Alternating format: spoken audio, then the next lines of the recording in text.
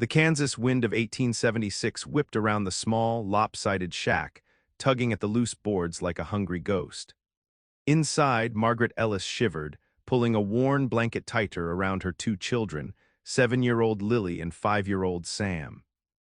The flimsy structure, cobbled together from scavenged wood and canvas, offered little protection from the biting cold. It was all they had, a meager shelter on the edge of Thomas Hale's vast ranch land, a place they had claimed out of sheer desperation. Just 3 months ago, her life had been different. Her husband, John, a kind man with strong hands, had worked their small farm with hope in his heart. Then came the accident, a runaway plow, a terrible cry in silence.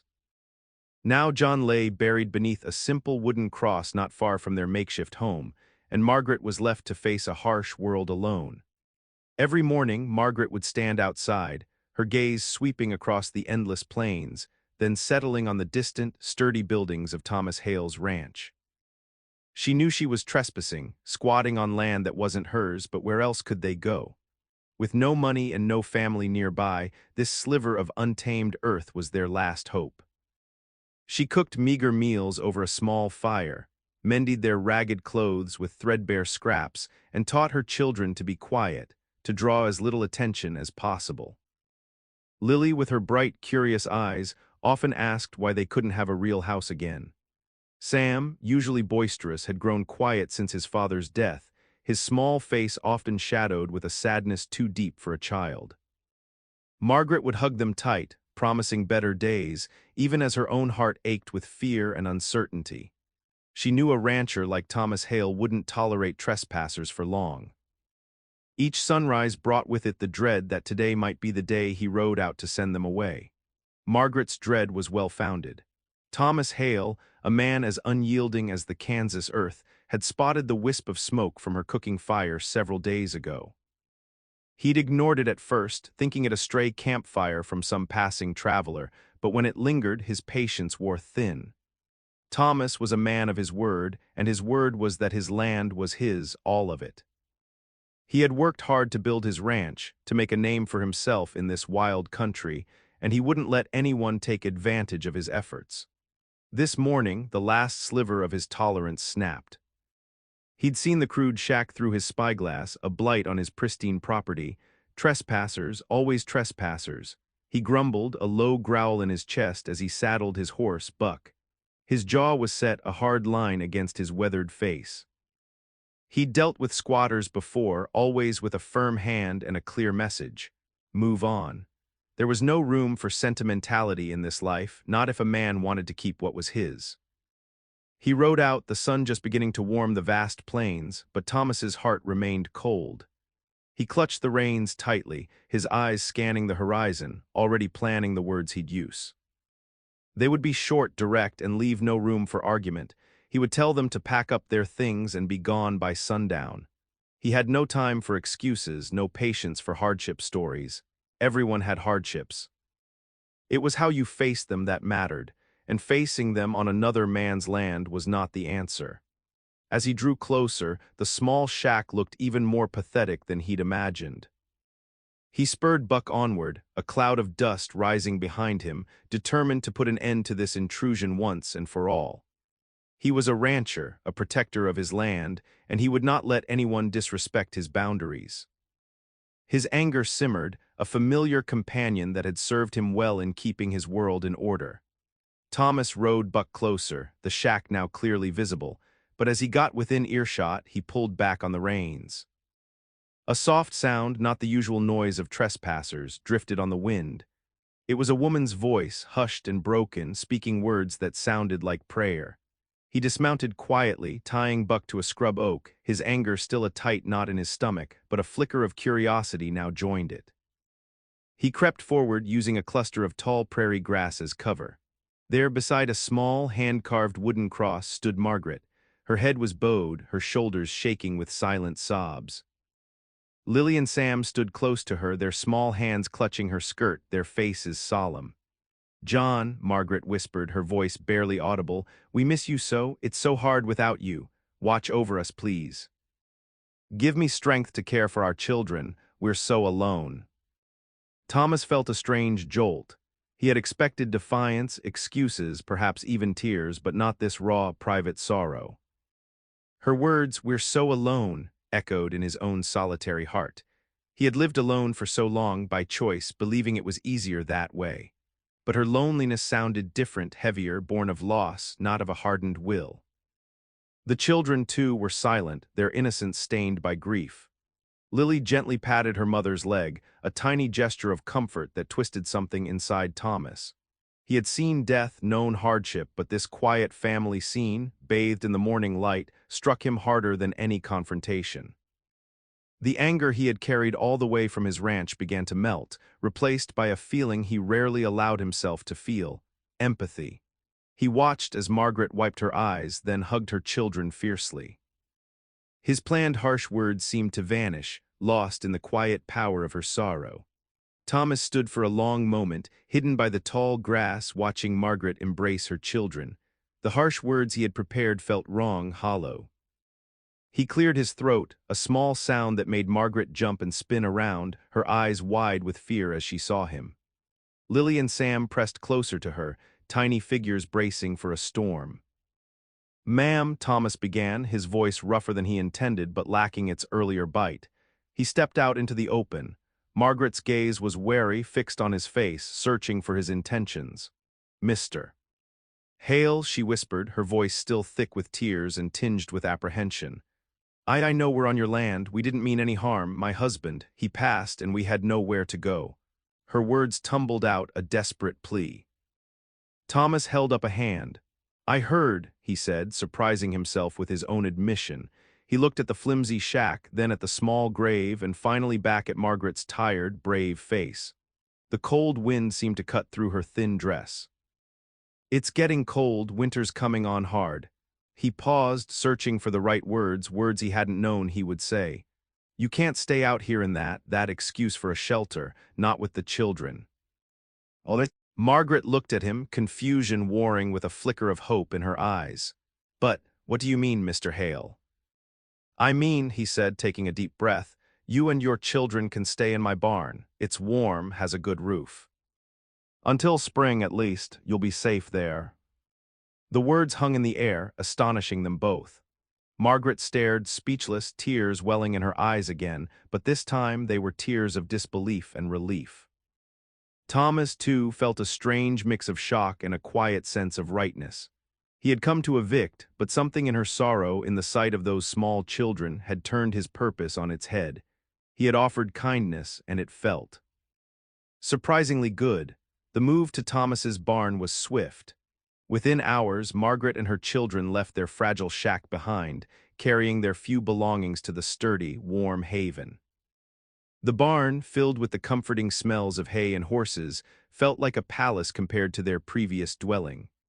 Thomas had cleared a small corner for them, laying down fresh straw and even finding an old cot for Margaret. Lily and Sam, wide-eyed and a little shy, explored their new, safe space. From that day on, Margaret worked tirelessly. She knew she couldn't just accept Thomas's kindness without offering something in return. Her hands, though small, were strong and capable. She began by helping with chores Thomas had long done himself.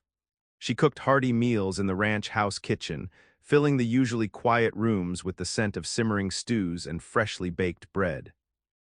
Thomas, accustomed to his own plain cooking, found himself looking forward to mealtimes. When she wasn't in the kitchen, Margaret was mending torn shirts and worn saddle blankets with neat, careful stitches. She helped tend to the chickens, gathering eggs, and even learned to milk the cows, her soft voice soothing the animals. Lily and Sam, after overcoming their initial shyness, often trailed after her, eager to help in their own small ways. Lily would fetch water, while Sam tried to feed the chickens, scattering grain with enthusiastic, if not always accurate, tosses. Thomas watched her, often from a distance. He saw the way she handled the chores, her quiet efficiency, her unwavering determination. She never complained, even when her hands were chapped from the cold or tired from the day's work. Her resilience was like a steady flame, burning brightly in the face of hardship. He had never met anyone quite like her. The barn, once just a place for animals and hay, now held a new kind of warmth, a quiet energy that settled into the rhythm of the ranch. Thomas found himself watching Margaret more and more. It wasn't just her hard work that caught his eye, but the way she carried herself, even in her grief. There was a quiet strength in her, a stubborn refusal to break, that he deeply admired. He saw it in the way she gently guided Lily through a chore, or patiently taught Sam how to hold a feed bucket. She faced each day with a calm resolve that made his own solitary life seem stark and empty. And then there were the children. Before they arrived, the ranch house had been silent, save for the creak of the floorboards or the howling of the wind. Now it was filled with new sounds. Lily's soft humming as she helped in the kitchen, Sam's excited shouts as he chased a stray chicken, their giggles echoing from the barn as they played in the hay. These were sounds Thomas hadn't realized he was missing until they filled his world. He'd catch himself smiling, a rare event, when he heard them. He'd often see Margaret sitting with her children in the evenings, reading to them from a worn book by the light of a lantern, her voice soft and warm. He'd find excuses to be nearby, perhaps mending a fence post or checking on a horse, just to be within earshot of their peaceful chatter. He had always prided himself on his independence, on needing no one, but the warmth and life Margaret and her children brought to his ranch were slowly chipping away at his carefully built walls. He started to feel less like a lone wolf and more like a man who was, for the first time in a long time, part of something. It was a strange, unfamiliar feeling, but not an unpleasant one. He was drawn to the strength in Margaret's spirit and the simple, pure joy in her children's laughter. News traveled fast in the small Kansas town, especially when it concerned a reclusive rancher like Thomas Hale and a mysterious widow living on his property. Whispers started in the general store, spread through the church, and grew louder around the town well. Folks wondered why Thomas, known for his stern protection of his land, would take in a stranger. The gossip was unkind, hinting at impropriety, questioning Margaret's character and Thomas's motives. Margaret felt the cold stares and tight lips whenever she went to town for supplies. Her cheeks would burn and she'd hurry to finish her errands, trying to shield Lily and Sam from the hurtful glances. One blustery Saturday, as she tried to purchase flour, Mrs. Henderson, the store owner's wife, gave her a particularly frosty look. "Some folks just have a way of getting by, don't they, dear?" she sniffed, loud enough for others to hear. Just as Margaret's eyes filled with tears of shame, a strong, steady hand rested on her shoulder. She turned to see Thomas Hale standing beside her, his presence filling the small store. His gaze swept over Mrs. Henderson, cool and firm. "She's working for me, Mrs. Henderson," Thomas stated, his voice calm but leaving no room for argument. "Hard-working woman, good for the ranch." He then turned to Margaret, his expression softening. "Did you get everything you need, Margaret? I can take these for you." He picked up her basket, his act of public support clear for everyone to see. The store went silent. Mrs. Henderson stammered, no longer looking so smug. Margaret felt a rush of gratitude and relief. Thomas didn't just stand near her, he stood with her, a silent declaration against the wagging tongues. His actions spoke louder than any words, showing the town and Margaret herself just how much he truly cared. From that day, the gossip didn't disappear, but it lost some of its sting, knowing Thomas was her protector. As the weeks turned into months, Thomas found his life completely changed. The ranch, once a place of quiet solitude, now buzzed with purpose and warmth. He no longer ate his meals in silence. Margaret's delicious cooking and the children's chatter filled the air. He found himself lingering after dinner, listening to Margaret tell stories to Lily and Sam, or sometimes just talking with her about the day's events. He'd never truly shared his thoughts or his burdens with anyone before, but with Margaret it felt natural. He saw her strength not just in her work, but in her gentle kindness to her children and her quiet dignity in the face of hardship. His admiration for her deepened into something warmer, something that felt suspiciously like affection. He'd catch himself looking at her, a strange flutter in his chest, a feeling he hadn't known since he was a young man. One evening, as he watched Lily and Sam chasing fireflies near the barn, their laughter bright against the twilight, a profound realization washed over him. His life had been a long, lonely road chosen out of habit and a fear of needing others. But now, with Margaret and her children, that loneliness felt like a heavy cloak he no longer wanted to wear. The thought of them leaving when spring came, of his ranch returning to its silent, empty state, filled him with a deep ache. He didn't want to be a lonely man anymore. He wanted this warmth, this laughter, this sense of family to stay. He wanted Margaret by his side, not just as a helper, but as a partner. The idea, once unthinkable, now felt like the most natural thing in the world. As the harsh grip of winter began to loosen, giving way to the gentle promise of spring, Thomas knew he couldn't let Margaret and her children return to uncertainty. The thought of them leaving his ranch, leaving him, was a sharp pain in his chest. He had made up his mind. He wasn't just offering temporary shelter, he was offering a home, a future. One crisp morning, Thomas began hauling lumber to a spot near the main ranch house, a place with a good view of the rolling plains. Margaret watched him, curious, as he started to lay out a foundation. "What are you building, mister?" "Hail," she asked one afternoon, her voice soft as she brought him a cool drink. Lily and Sam stood shyly behind her. Thomas straightened up, wiping sweat from his brow. He looked at her, truly looked at her, and a warmth spread through him. "A cabin, Margaret," he said, his voice a little rough with emotion. "A proper cabin for you and the children." Margaret's breath hitched. Her eyes, usually so weary, sparkled with a mix of disbelief and overwhelming hope. "For us," she whispered, tears starting to form. "Yes," Thomas confirmed, a quiet resolve in his tone. "A place with strong walls, a real fireplace, and windows that let in the sunshine." He worked tirelessly over the next few weeks, his hands, usually busy with ranch duties, now focused on hammering nails and sawing wood. Lily and Sam, sensing the special nature of the project, often came to watch, sometimes even carrying small pieces of wood for him.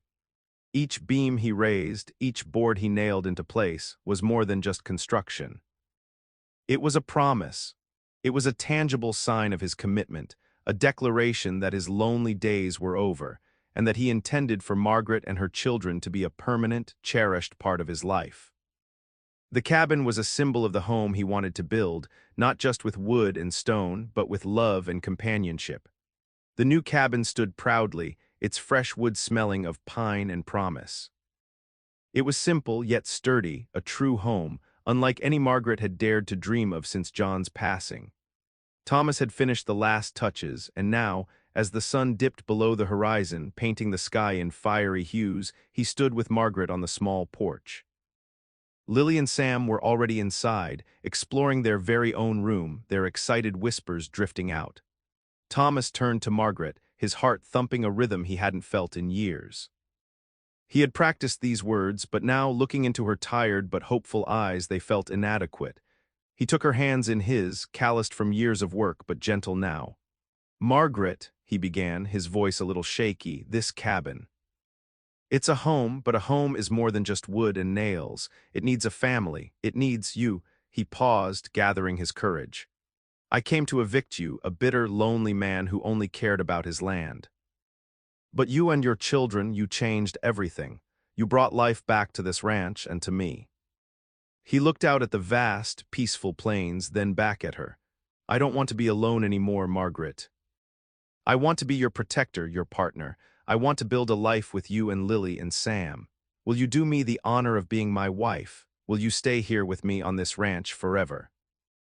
Margaret's eyes filled with tears, but this time they were tears of pure joy.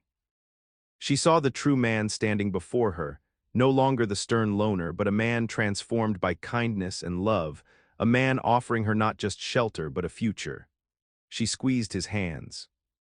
"Yes, Thomas," she whispered, her voice thick with emotion. "Yes, I will." His smile, wide and genuine, lit up his face. The Kansas wind, which once had felt so harsh, now seemed to sing a sweet song around them, welcoming their new beginning. Thomas, the bitter loner, had found his purpose, his family, and his heart.